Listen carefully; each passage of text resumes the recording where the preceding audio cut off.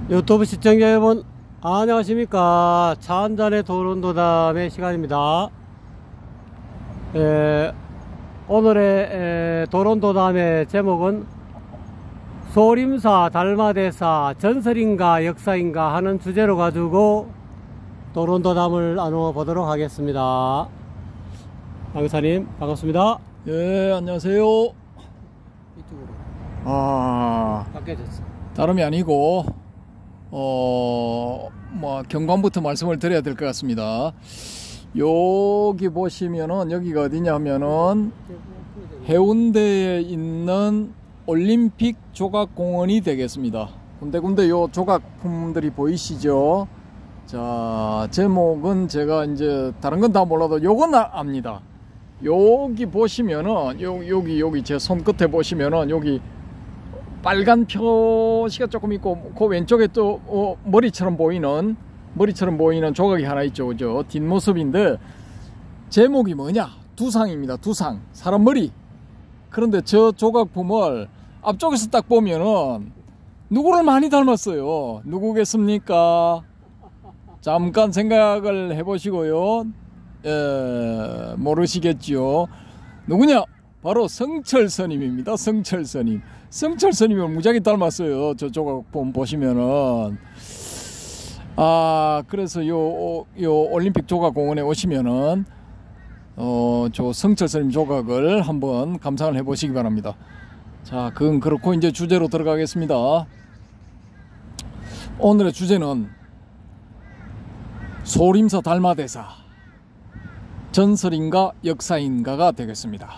이 소림사 달마대사 다 유명한 분들이죠. 유명한 분들인데 이게 불교 학계에서는 한 20-30년 전부터 어떤 이야기가 있었느냐 하면은 소림사 달마대사는 가짜다, 엉터리다, 그런 이야기가 있었거든요.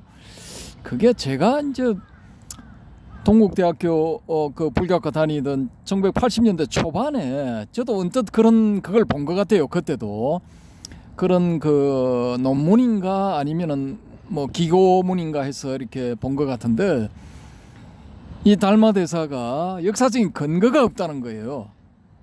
예, 그게 왜냐하면은 이 양반이 우리가 알고 있는 것처럼 그렇게 유명했다면은 뭐 중국 역사책에 어디에 등장을 했어야 되는데 전혀 뭐 흔적도 없다라는 거죠. 흔적도 없고 그 달마라는 그 이름이 나오는 건 어디냐 하면은 낙양가람기라는 책에 나오는데요. 낙양이 어디냐 하면은 옛날 그 중국 고대 중국의 수도 북위의 수도, 지금부터 한 1500여 년 전, 1600여 년 전에 만들어진 북위의 수도 낙양이거든요. 그 낙양의 사찰들, 낙양 가람이니까 가람이 이제 옛날에는 사찰을 가람이라 하기도 했거든요. 좀 이제 한자 멋있는 말로, 격조 있는 말로 가람이라 하기도 했는데 그 낙양 가람기라 하면은 낙양에 있는 사찰들에 대한 기록 뭐 이런 게 되겠죠.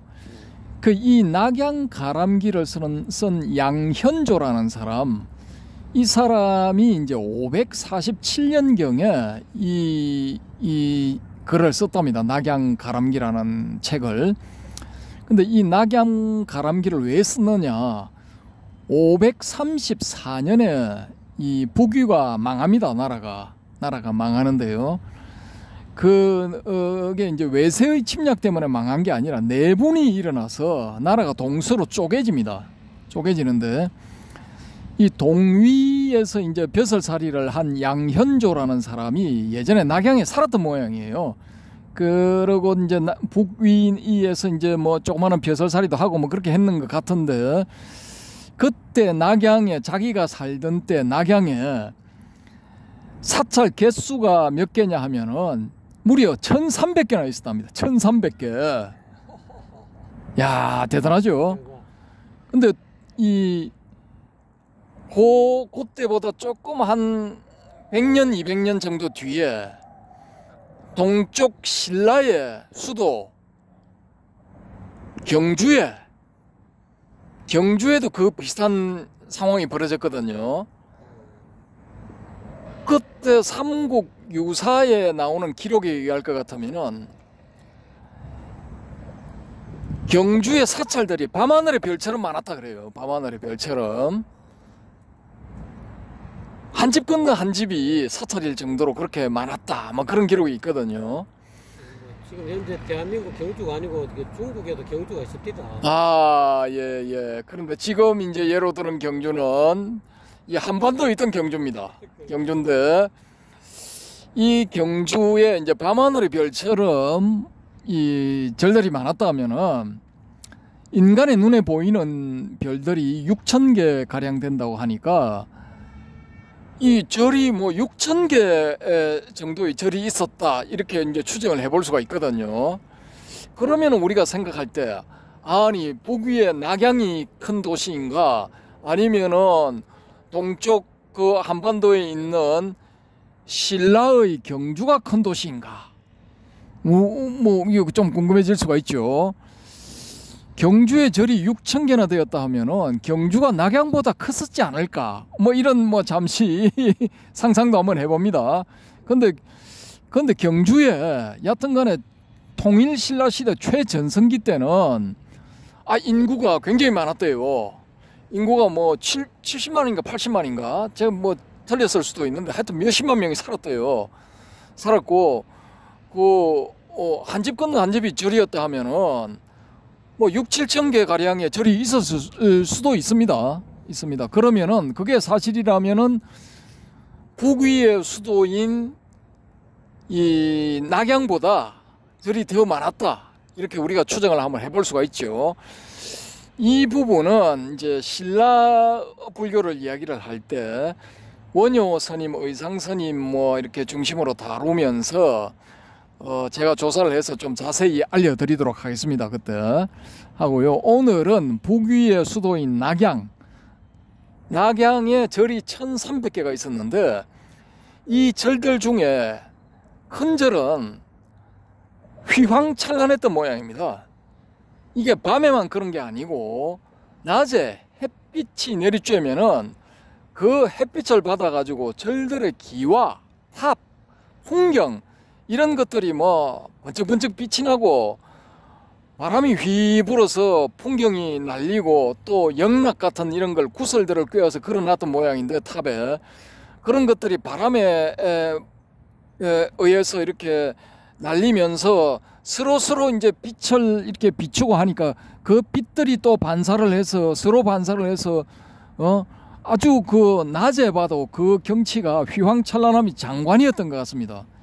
그런데 어느 날 서역에서 온 이 서역성 중에 한 명이, 이 사람 출신이 그 페르시아 출신 뭐 이렇게 지금 되어 있습니다. 이 페르시아 출신의 서역성 한 명이 왔는데 이 사람의 이름이 달마예요. 달마인데 이 달마가 낙양의 그 사찰 가람들이 만들어내는 휘황찬란한 풍경을 보고 감탄에 감탄을 거듭했다. 하늘나라에 절들이 있어서 만들어내는 풍경이라 할지라도 이보다 아름답겠는가 할 정도로 찬탄을 했답니다. 찬탄을 하고 합장한 채 써서 나무라는 뜻이죠. 귀한다는 뜻. 그렇게 나무라는 말을 연신연발을 하면서 뭐 이틀을 서 있었다나 사흘을 서 있었다나 뭐 뻥을 좀 과장법을 좀 사용해서 그렇게 있었답니다. 이 달마라는 서역성이. 근데 이 달마 서역성이 중국의 그 전적에 등장하는 거는 요때가 최초입니다. 근데 이 양현조의 낙양 가람기가 언제 만들어졌느냐? 534년에 북위가 망하고 난 다음에 동위에서 벼슬살이를 하다가 어떻게 이 낙양을 지나가는 일이 있어서 13년인가 뒤에 낙양을 지나가게 되었는데 완전히 폐허가 돼버렸어요. 예, 그래서 이 사람이 옛날 영화롭던 시절을 떠올리면서 자기가 그 기억 속에 담고 있던 그런 것들을 전부 이렇게 글로서 적은 게 낙양가람기거든요. 동서남북 돌아가면서 중앙 동서남북 다 샅샅이 이렇게 궁전도 소개하면서 주로 절들에 대해서 이렇게 적어 놓은 게 낙양가람기입니다. 근데 거기에 등장하는 그 서역성의 이름이 달마입니다. 달마인데 이 외에도 이렇게 이 불교 쪽의 기록에 등장하는 게 뭐냐 하면은 이 달마가 이입사행론이라는 저수를 지었다라고 이제 되어 있거든요. 근데 이 이입사행론이 이제 좀 유명한데, 자, 여기서 돌발 퀴즈. 해오름님, 이입사행이 뭡니까? 모릅니다. 아무 뭡니까? 이입사행이 유명한데 모른답니다.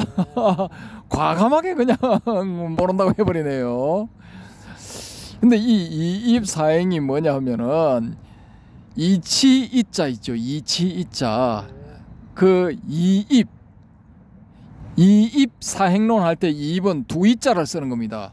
들입자, 이입, 두 개의 들어가는 문, 두 개의 들어가는 장치, 그 두 개를 이제 소개를 하면은 첫 번째는 이치리자를 쓰는 이입입니다. 이치리자. 주원법칙에 의해서 이입으로 발음이 되죠. 그러니까 불교의 이치를 가지고 들어가는 겁니다. 이때의 이치는 뭐냐 하면은 부처님의 교설에 대한 이제 어떤 그 의미를 정확하게 파악을 해서 이제 들어간다라는 거죠. 어디로? 깨달음의 문으로. 그러면 요건 뭐냐면 우리가 앞에서 살펴봤던 해해탈이 되는 겁니다. 이 경우에는 해해탈. 그 다음에 또 하나의 문은 뭐냐면 행입입니다. 행입. 행으로 들어가는 것. 이때 이 행은 수행이 되죠. 수행인데 여기서 이제 사행 네 가지가 있다 이겁니다. 네 가지. 그러니까 이때 사행의 이 네 가지는 뭐냐 하면은 이입 사행 할 때 그 사행 뒷부분이 되는데 이 사행은 앞부분 이입 중에서 행입의 내용이 되겠죠. 그래서 그 내용이 이제 네 가지가 쫙 나오는데 요거는 이제 다음 시간에 하겠습니다. 다음 시간에 하는데 이제 크게 말씀을 드리면은 뭐냐 하면은 맨 마지막에 뭐가 있느냐 하면은 육바라미를 닦아라 이 말이 있어요. 6가지 예를 드는데 보시, 지계, 인욕, 정진, 선정, 지혜에서 이 6가지 행을 해야 된다. 그렇게 해야만이 공의 도리를 파악할 수 있다. 이런 식으로 설명을 해놨어요. 그래서 이제 이 달마의 이입사행론이 그때 당시에는 제법 유행을 했던 것 같습니다. 그러니까 불교 쪽 기록에 남아있겠죠. 남아있는데 이 이입사행론을 이제 지은 달마, 이 달마는 또 어디에 달통을 했느냐 하면은 능가경에 달통을 했어요. 이제 이 능가경이 여러 가지 판본이 있는데 이 사람이 달통했던 능가경은 뭐냐 하면은 4권짜리 능가경입니다. 4권 능가경이라는 능가경이거든요. 근데 이 능가경에 나중에 이제 한번 보시면은 이 어떤 그게 있느냐 하면은 불교의 교설들을 중심으로 해서 이제 쭉 전개를 시키는데 뭘 강조를 하느냐? 심을 강조를 해요. 마음심. 마음을 굉장히 강조를 한다고요. 그 중에서도 이제 열애청정심 이걸 굉장히 강조를 하죠. 그래서 이제 이 능가경에 대해서 이렇게 해박한 달마, 이 능가경에 대해서 달통한 달마는 우리가 알고 있는 그 달마 대사이지 않을까라는 이런 추정이 가능하거든요. 왜냐? 5조 홍인 때 금강경으로 바뀌기 전에는 중국 선종에서 소위 경전으로 삼았던 경전이 바로 능가경이란 말입니다. 근데 이 4권짜리 능가경일 가능성이 높은데 어쨌든 간에 이 4권짜리 능가경에 능한 이 달마를 우리가 알고 있는 달마 대사라고 만약에 본다면은 이 사람은 낙양가람기에 나오는 그 달마가 아니에요. 왜냐? 낙양 가람기에 나오는 달마는 서쪽에서 소위 말하는 비단길을 따라서 비단길 통로를 따라서 돈황을 지나서 둔황이라 하기도 하죠. 그 돈황을 지나서 이 낙양으로 들어오거든요. 그게 육로, 서쪽에서부터 육로로 들어온단 말입니다. 그런데 우리가 달마대사라고 알고 있는 이 달마는 어디로 들어오느냐? 바닷길을 이용해서 광주로 들어와요. 광주. 예. 남쪽 지방 양나라 광주 무역항, 거대 무역항인 광주로 들어오거든요. 그러니까 들어오는 통로부터가 다르죠. 다르기 때문에 동일 인물이라고 볼 수는 없죠. 만약에 이 사람이 바닷길로 들어왔다라고 할 것 같으면 낙양 가람기의 저자인 양현조가 그걸 적시를 했겠죠. 바닷길로 들어왔다 했을 건데 이 양현조는 이 서쪽에서 이 달마라는 서역성이 들어왔다.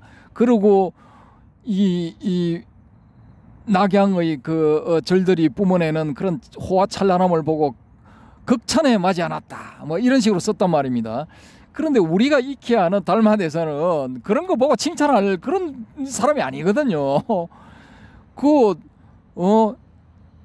양나라 무제를 만나서 양무제가 아니 내가 말이야 두 번이나 출가를 하려고 하기도 하고 뭐 이럴 정도로 내가 불교에 큰 이 애정을 가지고 있고 내가 지은 절이 뭐 여러 수백 개고 내가 먹여 살리는 스님들이 수십만이고 막 자랑을 막 해대요. 그럴 때 이 달마는 심드렁해요. 그 말을 들으면서도 뭐 전혀 반응이 없어. 그런 데 대해서 어떻게 생각하냐 하니까 이 우리가 익히 알고 있는 달마대사는 뭐 관심 없다 해버리거든요. 관심 없다 해버리고 그런 거는 이 진리 이 깨달음의 세계에 있어서는 반푼어치의 가치도 없다. 뭐 이런 식으로 이야기를 해버려요. 그러면은 야 네가 알고 있는 그런 성스러움은 뭐냐? 진리는 성스러울 가치 진리 그건 뭐냐? 그때 달마가 뭐라고 대답하느냐? 확연무성 해버려요. 확실하게 그렇게 뭐 성스럽다 어쩌고 저쩌고 하는 그럴 만한 그런 건 없다 해버린다고요. 그냥. 예? 그러니까 이 뭐 낙양 가람기에서 양현조가 등장시킨 그 달마하고 이 남쪽 해로로 들어와서 양무제를 만난 이 달마하고는 완전히 다른 사람이에요. 성격이 완전히 달라. 이런 그 완전히 이 딴판인 천양지차인 딴판인 사람이 단지 이름이 같다고 해서 이 동일 인물이라고 볼 것인가? 이건 조금 이제 어폐가 있죠. 근데 이 우리가 알고 있는 이 달마대사는 이 사람이 이제 520년경에 양나라의 광주를 통해서 바닷길로 들어왔다. 항구로 들어왔다. 이렇게 들어와서 활동을 하다가 이제 양나라 황제하고는 뭐 이렇게 원투가 안 맞으니까 그런 거 말을 하자면 서로 이렇게 합이 안 맞으니까 달마가 그냥 저놈 내가 여기 있으면은 또 해코지 할 게 틀림없어 하고 생각을 했는지 양자강을 갈대 한 잎을 꺾어서 그걸 타고 양자강을 건너서 북위로 가버리죠. 북위로 가서 북쪽에 가서도 이제 소림사로 들어가서 소림사 뒤에 있는 굴 안에 들어가서 거기서 이제 면벽 참선을 9년 동안이나 하고 있었다. 뭐 이런 식으로 이제 알려지거든요. 그렇게 알려진 반면에 낙양 가람기에 나오는 그 달마는 뭐 들어와가지고 뭐 절을 보고 찬탄을 하고 있으니까 그 절들을 돌아다니면서 다 방문을 했을 거고 고관 대작들을 만나서 뭐 서로 법담을 주고받았을 것이고 그것도 대접을 또 융숭하게 받았을 것이고 뭐 그렇게 흘러갔겠죠. 만약에 실질적으로 두 사람이 다른 인물이다 할 것 같으면은.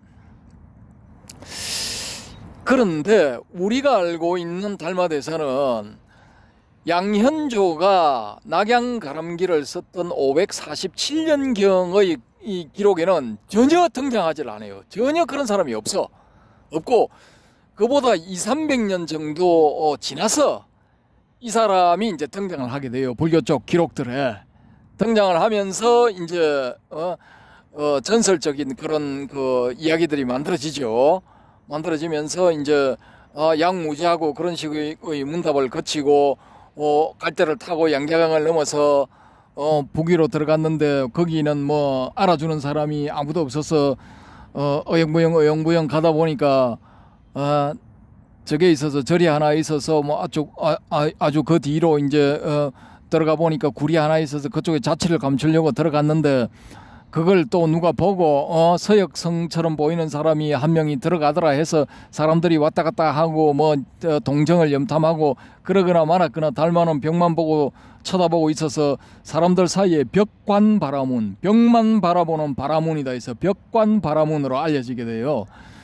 그렇게 하다가 거기서 눈꺼풀이 자꾸 내려오고 성가시게 구니까 날카로운 칼을 가져와서 자기 눈꺼풀을 잘라버렸다. 그 눈꺼풀을 잘라서 뭐 바깥으로 던져버리니까 그 눈꺼풀이 이 뿌리를 내려가지고 차나무가 되었더라라는 이런 전설도 만들어지고 뭐 온갖 뭐 이런 소위 말하는 신비로운 그런 행적들이 많이 만들어지게 되죠. 그래서 거기 이제 9년 동안 뭐 거기 개기고 있으니까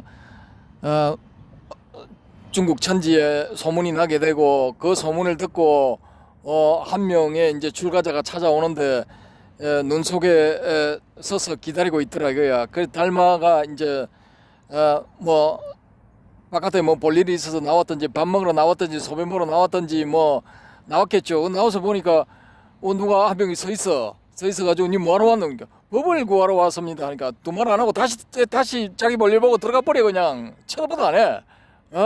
그래가 다시 또 면벽자선을 하고 있는데 하루인가 뭐 이틀이가 지나가 다시 보니까 일마가 안 가고 그냥 그대로 서 있는 거야. 기특한 놈이네 해가지고 그래 네가 원하는 게 뭔데? 마음이 아픕니다. 이 마음을 안 아프게 해주세요.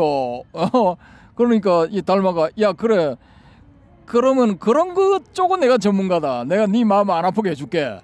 근데 네 마음을 한번 가져와봐. 그래야만이 내가 네 마음을 안 아프게 해줄 수가 있어. 그러니까 이게 갑자기 마음을 내놔하니까 답변을 못해. 답변을 못하고 뭐거리니까 그래 잘 생각해보고 혹은 잘 찾아보고 며칠 뒤에 이제 답해도 되니까 그래 뭐 일단은 한번 찾아봐라 그래 됐어요.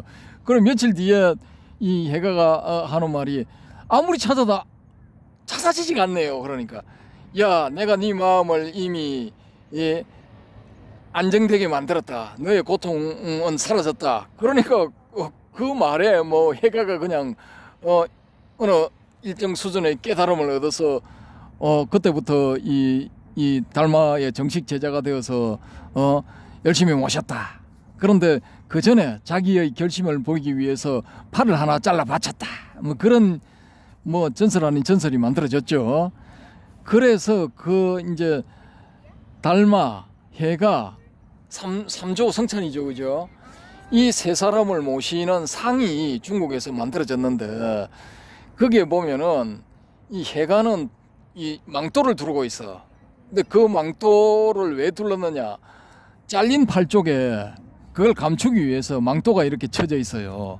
그렇게 해서 그 세 분의 상이 이제 만들어져서 모셔지고 있어.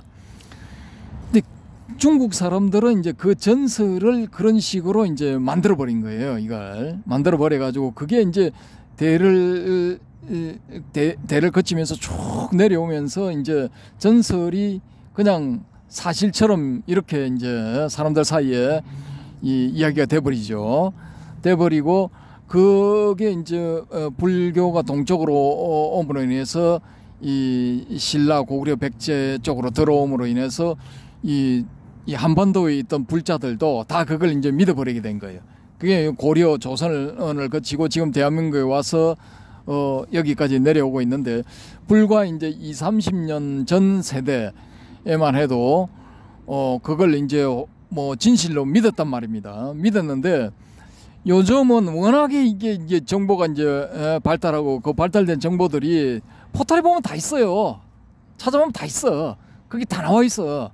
근데 그런 식으로 세상 사람들한테 막 알려지다 보니까 야, 이게 우리가 진실로 믿고 있었던 게 전설일 수도 있구나 라고 이제 사람들이 이제 깨게 되었죠. 깨게 되어서 이 1980년대에 학자들 사이에서만 달마는 가공의 인물이다 라고 이제 떠돌던 이야기들이 일반인들도 야, 이거 달마 이거 수상하다, 혹시 이 만들어진 인물이지 않은가, 뭐 이렇게 돼버린 거예요.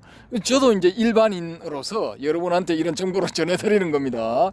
일반인들도 이제 이렇게 달마의 이제 역사성에 대해서 이제 의심을 하게 되는 거예요. 이게 전설인가, 역사인가. 근데 이 지금 우리가 알고 있는 달마 대사, 그런 달마 대사는 좀 이렇게 이제 막 부풀려진 전설일 가능성이 높고, 이 달마 대사가 또 소림사에 그렇게 머물면서 이 소림 무술을 이렇게 만들어낸 시조다, 소림 무술의 시조다, 또 이렇게 알려져 있죠. 근데 이런 사실에 대해서 추적하기를 좋아하는 그런 그 네티즌 수사대들이 조사를 해보니까 이 달마가 이 소림 굴 속에 들어가서 면벽을 했다, 굴 속에 들어가서 면벽하던 그 시기에 소림사는 만들어지지도 않았다, 이런 또 주장이 있어요. 그래서 제가 야씨 이래 되면 이거 좀 이야기가 웃기는데 해가지고 제가 조사를 한번 해봤거든요.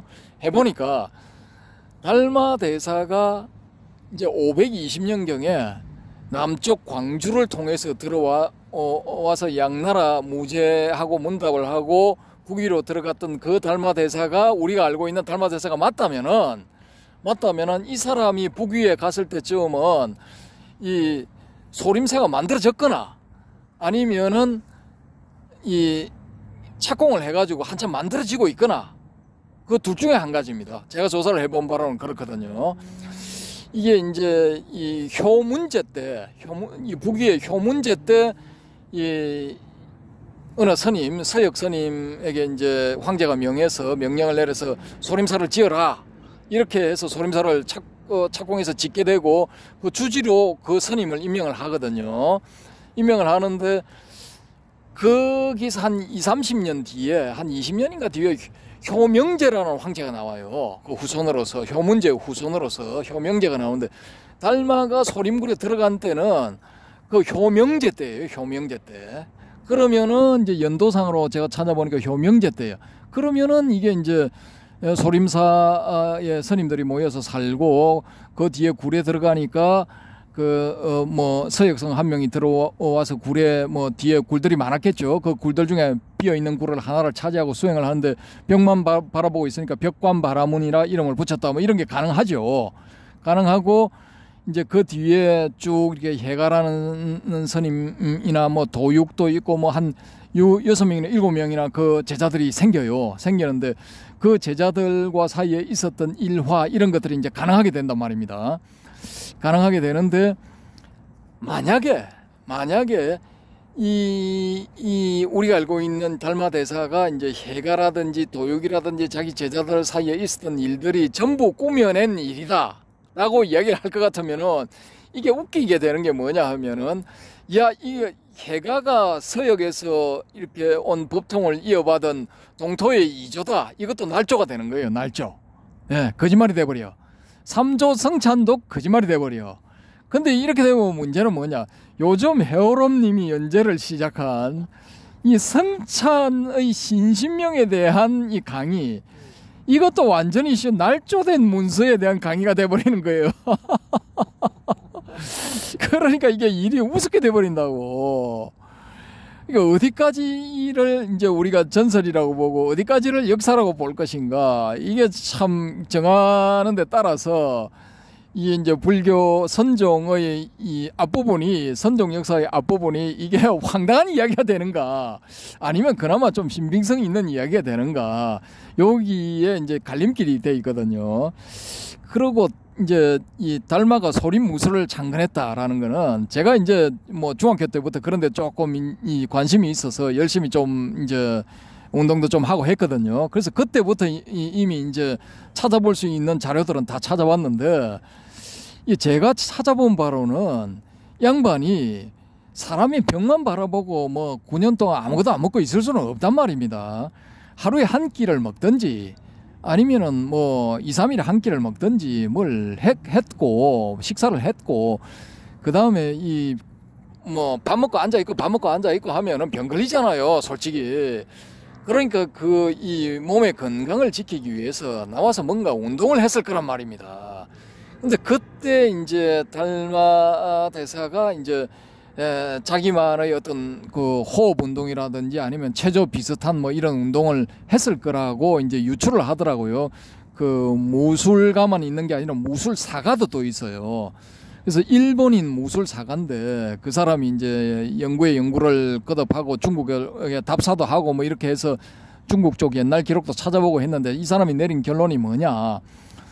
그래 이제 달마는 자기의 건강을 유지하는 어떤 그 건강법이 있었는데 자기 제자들을 해가를 비롯한 제자들이 들어와서 자기 따라 뭐 병만 쳐다보고 이제 앉아 있다가 보니까 이게 건강이 조금씩 나빠지기 시작했다는 거예요. 그래서 이제 달마가 자기가 알고 있는 그런 그 체조라든지 건강법을 자기 제자들한테 전해주었다라는 겁니다. 이 사람 추정은 그렇게 전해주고 그 체조가 이제 조금씩 발전을 해가지고 소위 말하는 이 옛날에 그때 제가 한참 배울 때 그때 유행하던 유명한 소림 나한권 뭐 16나한권 뭐 이런 게 이제 그렇게 해서 이제 만들어지지 않았나 뭐 이렇게 추정을 하더라고요.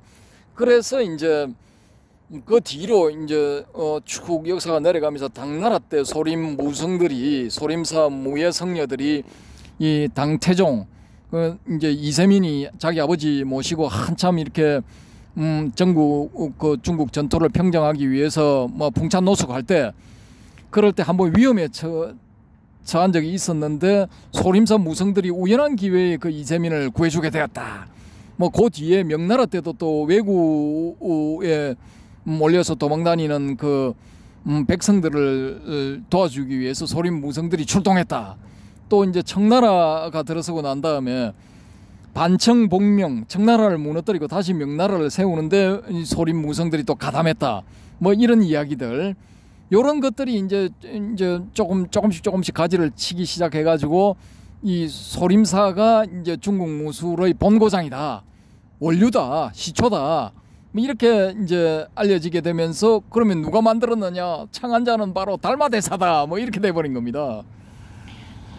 그래서 이제 소림사와 달마대사가 엮여가지고 지금도 지금 이 중국의 소림사에서 잘 팔아먹고 있죠. 상품화 시켜가지고 중국 소림쿵우 해가지고 뭐 잘 팔아먹고 있죠. 그래서 거기에 뭐 전국에 전 세계적으로 뭐 특히 한국에서 많이 간대요. 소년들이 꼬마들이 가서 거기서 뭐 이렇게 몰려가서 뭐 배우러 왔습니다 하니까 이 감당을 못 해가지고 소림사 경내에서 배우는 이 학생들은 돈을 많이 내야 돼. 돈 많이 내면 소림사 경내에서 배우고, 돈이 조금 적게 낸 학생들은 어디서 배우느냐? 소림사 출신의 제자들, 속과 제자들이 소림사 주변에 뭐 수십 개의 도장을 운영한대요. 그 도장에 이제 소속하게 해서 거기서 배우는 거야. 그런 식으로 해서 이제 이 소림 무술이 좀 이렇게 관광이라든지 뭐 달러를 벌어들이는데 좀 기여를 하고 있답니다. 근데 이제 원시조가 달마대사다 뭐 이렇게 돼 있는 거죠. 그래서 어찌됐든 간에 이제 이 달마대사가 불교의 선임이기 때문에 우리가 한번 이제 이 조사를 한번 해봐야 되고, 또 이 달마대사가 중국 선종 대한민국 선종의 뿌리라고 하는 중국 선종의 원시조로 이렇게 알려졌기 때문에 이 사람을 이제 한번 검토를 안 해볼 수가 없습니다. 안 해볼 수가 없어서 검토를 하는데요. 이 사람이 또 중요한 것은 뭐냐? 인도와 인도와 중국의 연결고리예요. 연결고리. 소위 말하는 서천. 서천에서 28조 제28대 조사가 되는 거죠. 그럼 서천의 제1조사는 누구냐? 누굽니까? 예? 석가죠. 이렇다니까. 아니다. 야, 가섭인가? 그 삼처전심의 마가섭이지 당연히. 내가 지금 잠시 잠깐 딴 생각하고 있었습니다. 아이 죄송합니다. 그러니까 이게 헷갈린다니까. 이게 가끔씩 푹푹 찔러줘야 돼. 찔러줘야 제정신을 차리지. 지금 시선이 딴 데가 있어서. 여러분, 선종의 제1조는 제1초대 조사는 석가모니불이 아니에요. 석가모니불이 아니고 마하가섭입니다. 마하가섭. 왜냐? 석가모니불은 선종이라든지 교종이라든지 밀종, 티베트의 밀종 이런 걸 다 떠나서 모든 불교의 시조야. 석가모니불이. 석가모니불은 모든 불교의 시조이기 때문에 거기서 분파된 한파인 선종의 일조는 아닙니다. 초조로 잡아도 되는데 굳이 잡자면은 영조야. 영조, 빵조, 빵, 아라비아 숫자 0. 우리 영순이라고 하죠. 1순위보다 더 빠른 영순위. 영순위 시조는 석가모니불이라 할 수 있고, 제1대 조사 마하가섭. 이 마하가섭은 또 삼처전심으로 유명하죠. 삼처전심. 다자탑전 분반좌. 이게 부처님이 늦게 온 마하가섭을 보고, 마하가섭은 이제 투타행을 하기 때문에 거지꼴로 돌아다녀요. 옷도 다 떨어졌어. 누더기야. 그런 걸 걸치고 돌아다니니까 위가 안 서죠. 꾀재재하게 노숙자처럼 해서 나타나니까 다른 제자들, 특히 젊은 제자들은, 귀족 출신의 젊은 제자들은 업신여겨. 알로바. 그 저늙은이 또 늦었네. 속으로 뭐 이런 생각을 하고 있어. 지각대장 또 오시네. 뭐 이런 거에 비아냥. 안 오면 좋겠는데. 뭐 이런 거지. 그러니까 그걸 다 이제 알아차린 이 석가모니불이 마가섭 보고 앞으로 나오라고 손짓을 해요. 오라고. 그 뒤에 앉아 있는 마가섭을 불러내가지고 앞으로 나오니까 법상에 있던 자기 자리 절반을 나눠줘요. 이 오라고 같이 앉자고. 그렇게 해서 이제 마하가섭의 이제 권위를 이제 세워주게 되죠. 그러고 그 다음에 이제 염화미소가 있죠. 염화미소. 삼처전심 중에 염화미소. 이건 뭐냐? 이 석가모니불이 설법을 쫙 하시다가 어느 날 갑자기 연꽃 한 송이를 딱 들어보여. 근데 그걸 보이면서 소위 말하는 선종식으로 이 도리를 알겠느냐 뭐 이런 식이에요. 그러니까 전부 멀뚱멀뚱하고 눈알만 굴리고 아무도 몰라. 아무도 대답을 못해. 그냥 쳐다만 보고 있어. 그때 마하가섭이 그 청중 속에 앉아 있다가 그걸 보고 빙그레 웃음을 지었다. 그래서 염화미소라 하는 겁니다. 저는 알겠는데요 하고 웃음을 지은 거예요. 그렇게 해서 또 이제 부처님의 뜻을 이어받았다 하고, 마지막 하나가 곽시상부죠. 그죠? 그 부처님 열반, 쿠시나가라에서 열반을 하실 때, 그때 이제 마가섭이 좀 늦게 이제 당도를 해요. 때를 딱 맞추지를 못하고. 늦게 당도를 하니까, 관이 그냥 덜컥 열리면서 두 발이 쑥 튀어나와요. 그래서 이제 곽시상부니 이제 두 발을 곽의 이제 관뚜껑이 열리면서 두 발을 내 보였다 해서 곽시상부라고 하거든요. 이게 어떻게 생각하십니까? 이 삼처전심에 대해서? 어떻게 생각해요? 그만큼 이제 후계자를 가섭한테 내 이후에 이 전등을 부처님의 어떤 그런 정법반장을 가섭한테 전한다는 뜻으로서 삼처전심이 지금 선종에서 그렇게 내려오고 있는 것 같아요. 그게 전설 같습니까? 역사 같습니까? 저는 역사 같는데요. 역사라고 보시네요. 네. 근데 제가 봤을 때 앞에 두 건, 그다음 이제 다자탑전 분반자, 그다음에 이 영치산 아래에서 그 염화미소, 이건 이제 가능성이 있어요. 가능성이 있는데 곽시상부는 왜 가능성이 없느냐? 제가 이제 이 부처님 열반시의 그 광경을 쭉 적어놓은 니까야를 봤어요. 예. 보니까 거기 뭐라고 돼 있냐면은 이게 이제 그 장례를 치르는 그 바치족입니까? 무슨 족이죠? 거기 사람들이 이 관을 어떤 식으로 준비를 하느냐면은 일단 관에 이 부처님의 시신을 안치를 해. 안치를 한 다음에 가장 좋은 비단을 가져와. 그 비단을 가져와서 그 관을 500번을 돌려 묶어. 500번. 관을. 500번. 그게 그때 당시에 그 최고의 수행자, 최고의 존자에 대한 그 장례 예법이래요. 그게. 그럼 가섭이 와서 이렇게 보여주고 나서 했겠지. 뭐 그렇게 했다면 할 말 없는데. 네. 근데 거기 기록에는 가섭이 등장을 안 해요. 아예. 가섭 등장 안 하면서 막 이렇게 감고 또 이제 그 비단을 그냥 감는 게 아니라 감으면서 향유를 부어. 향유를 쫙 부으면서 그걸 감아요. 그러면은 이제 여기에 불을 딱 땡기면은 불이 잘 타겠죠. 활활 타버리겠죠. 그런 식으로 해서 감아.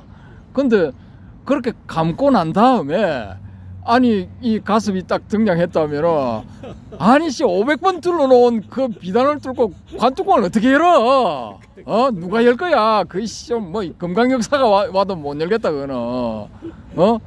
그럼 비단이 저절로 확 풀리면서 관뚜껑이 촥 열리고 발이 탁 나왔다가 보여주고 난 다음에 발 다시 들어가고 관뚜껑 탁탁 닫히고 다시 또 비단이 또 500번 촥 감겨가지고 도수를 부르셨나? 도수를 부르셔가지고 화를 냈나?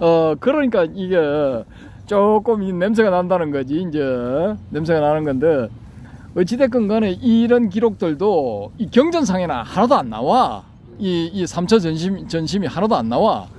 이 불교 쪽, 이 중국 불교 쪽의 그 기록, 불교 쪽 이제 전적 뭐 그런 쪽에만 책들 속에만 나와요.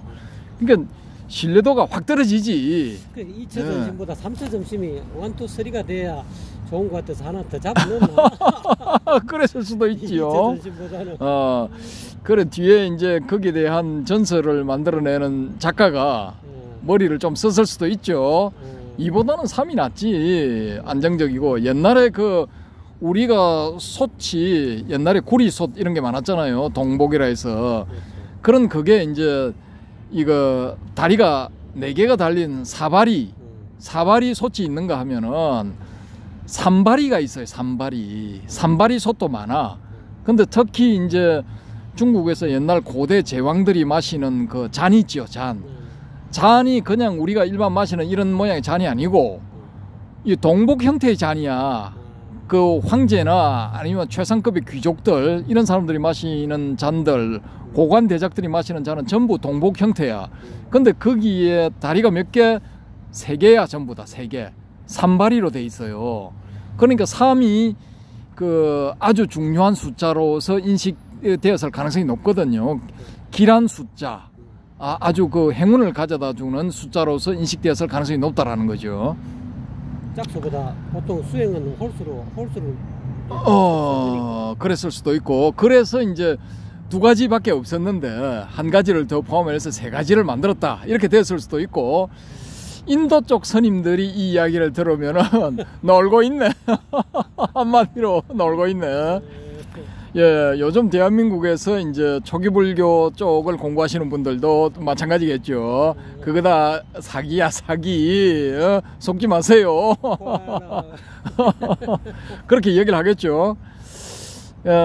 어쨌든 간에 이 달마대사에 관련된 이야기들은 다 이제 재미있는 이야기들입니다. 재미있는 이야기들이고, 이 초조, 이 마하카샤파가 이제 교단을 이어봤죠. 왜냐? 붓다가 살아 생전에 이 데바다타가 와서 이 사촌이여 교단을 나에게 넘기시오. 뭐 사촌이여 이래버려요. 사촌이여 교단을 나에게 넘기시오. 돌았나 자식이. 내가 니한테 줄 것 같으면은 내가 차라리 가슴이나 저 사리불한테 넘기지. 사리불이나 목련한테 넘기지. 왜 내가 니한테 주겠냐 그래 버린다고요. 그러니까 그때 당시에 1순위는 사립을 아니면 목련이야. 1순위는 교단을 이어받을 1순위. 사립을 아니면 목련. 가섭은 이제 좀 순위적으로 밀렸죠. 근데 이 사리불과 목련이 부처님보다 먼저 입적을 해버려. 먼저 세상을 떠나버려. 인간극장에서 먼저 퇴장을 해버려. 그러니까 이제 3순위에 있던 가섭이 1순위가 돼버린 거예요. 그래서 마가섭이 이제 교단을 물려받게 되죠. 이 교단을 물려받은 마하가섭이 자기가 이제 입적할 때가 되어서 이제 다시 교단을 누구한테 물려줘야 되는데, 누구한테 물려주느냐? 아난한테 물려줘요. 이와 같이 나는 들었다. 여시아문, 이 니까야든 아함경이든 뭐 다른 어떤 대성경전이든 맨 처음에 등장하는 정형구, 이게 꼭 있어야 돼. 이와 같이 나는 들었다. 이 주인공이 누구냐? 이와 같이 나는 들었다 할 때의 나가 누구냐? 바로 아난이야. 아난. 이 아난한테 부처님의 비서도 오랜 기간 동안 했던 아난한테 자리를 물려주려고 하는데, 이 마가섭이 봤을 때 아난은 아직 아라한이 못 된 거야. 아라한이 못 되고 아나함 제 3단계까지만 올라온 거예요. 그래서 제 4단계 수행을 이렇게 시켜, 4단계 수행을 시켜서 아란이 되기 위해서 이제 위한 4단계 수행을 시키는데, 이 아난이 이제 그 결집에 참여하기 위해서, 결집 참여 자격을 얻기 위해서 밤을 새워가면서 수행을 해요. 밤을 새워가면서 수행을 하는데, 그때 이 아난이 한 수행을 기록을 찾아보면은 마치 선종의 선수행자들이 이 집중 수행, 특히 화두선 수행자들이 하는 것처럼 그런 식의 집중 수행을 해버려요. 비슷해. 아주 비슷한 수행을 해버려요. 그렇게 해서 마침내 새벽녘에 서 있다가 잠을 쫓기 위해서 서서 수행을 하다가 뭐 자기도 모르게 부지불식간에 발을 헛디게 돼버려요. 그 발을 헛디는 순간 그냥 한 소식을 딱 해버려. 그래서 이제 아란이 돼버리거든요. 오케이, 일주일 만에 아란 되고 인정받고 난 다음에, 그 다음에 이제 맨 처음 최초 결집, 제 1차 결집이 이루어지게 되는 겁니다. 이와 같이 나는 들었다. 그래서 이런 전후 사정들을 다 감안을 해보면은 이게 이 선종의 기원이 불교에 연결되는 게 타당성이 있다라는 거예요.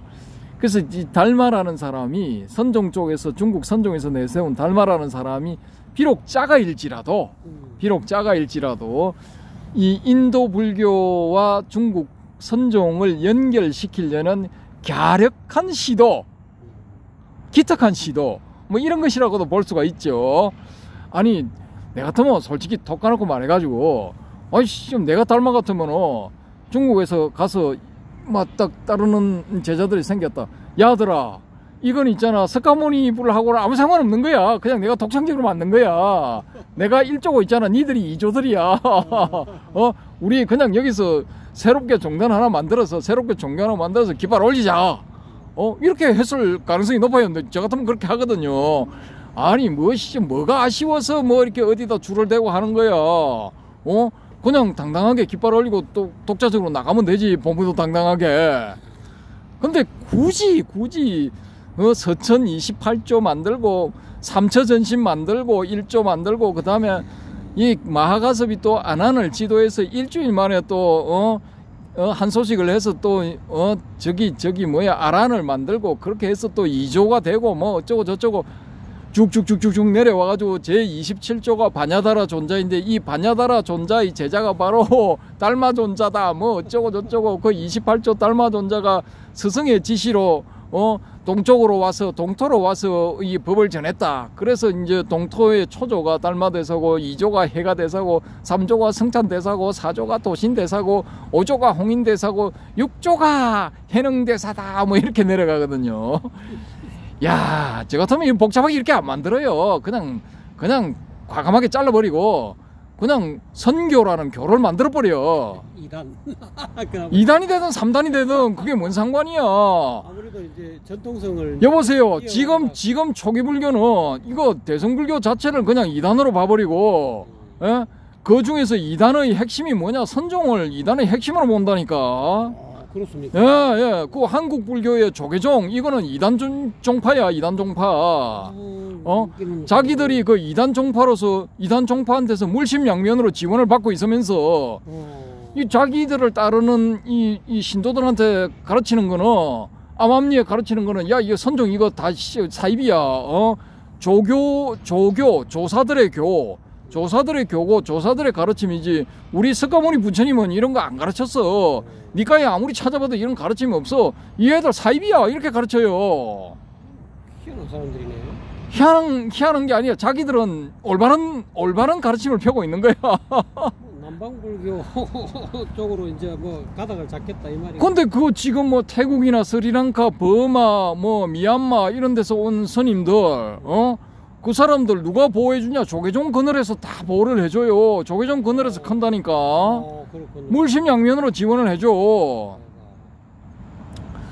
2000년 만에 복수가 많네요. 예, 예. 그러니까 뭐 2000년 만에 복수라 할 수도 있기는 있는데 이게 좀 황당하죠, 황당해. 그러니까 제가 그때 닮아했다면은 야, 씨가 1500년 뒤에 내 제자들이 개창피를 당할 수도 있겠구나, 사이비로 몰릴 수도 있겠구나. 여기서 딱 자르고 우리는 선교야. 석가모니의 불교하고는 다른 거야. 우리는 선사들의 교야, 선교.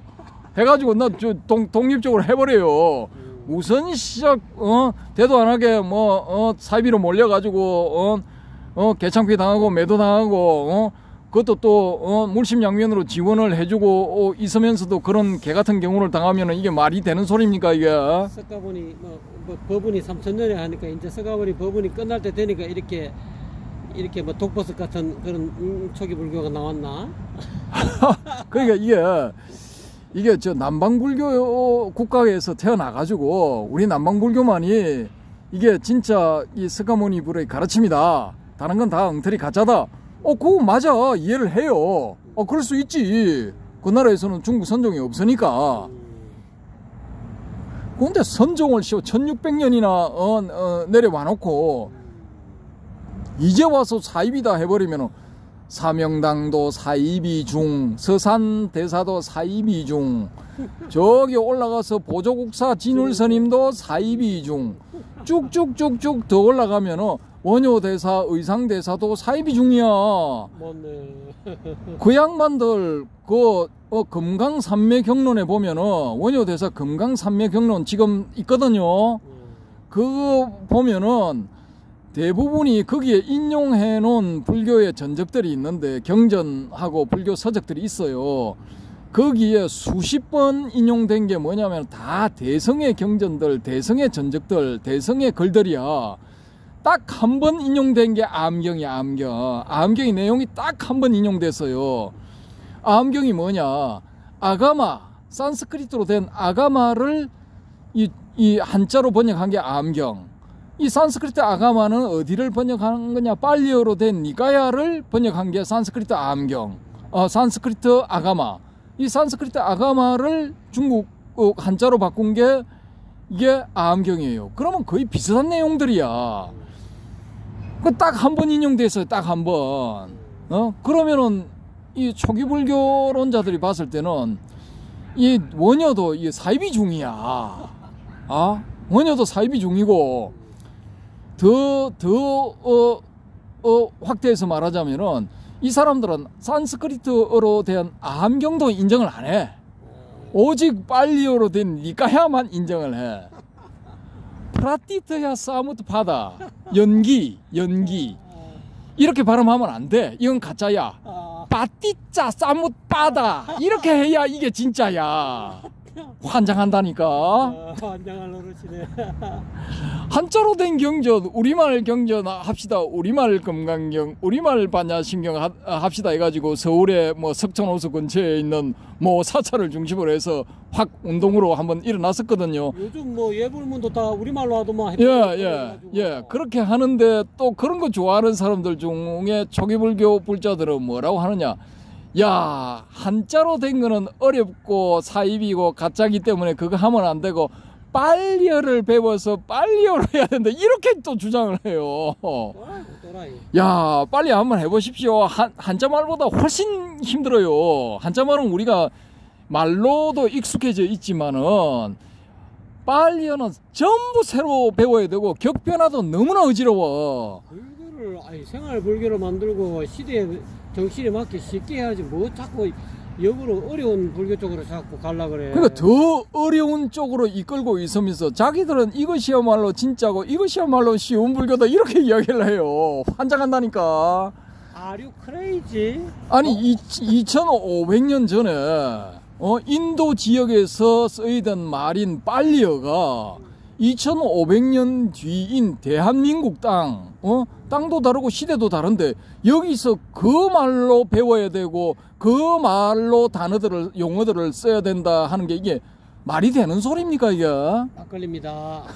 참 이거 황당하죠.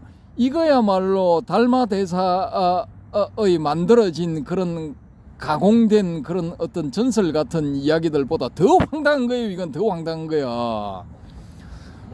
아니 빨리어에 밝은 사람 혹은 영어에 밝은 사람 이런 사람들이 빨리어 원문을 혹은 PTS 본을 보고 그걸 가지고 연구를 해서 한글로 번역해 놓은 게 완역된 게 있거든요. 그걸 보고 공부하면 되는 거지 굳이 빨리어를 배울 필요가 없어요. 그 전재성 박사가 해놓은 그 번역에 보면은 해석도 자세하게 돼 있어요. 그 양반이 낸 법구경 제가 그 무지 좀 두꺼운데 그거 가져가지고 열심히 봤어요. 그 밑에 보면은 법구경의 원문에 대한 해설, 거기에 대한 뭐 또 추가적인 그 주석 이런 것까지 상세하게 돼 있어요. 너무나 잘해놓은 역작이야. 법구경 원문 보고 싶으면은 그거 보면 돼요. 밑에 글자가 조금 작아서 돋보기로 봐야 되기는 하지만은 이 연세 드신 분들은 아니 그렇게 좋은 훌륭한 그 번역물들이 있는데 빨리어를 배우고 빨리어로 발음을 해야 되고 빨리어를 써야 된다. 이게 미친 거야. 뭐야 도대체?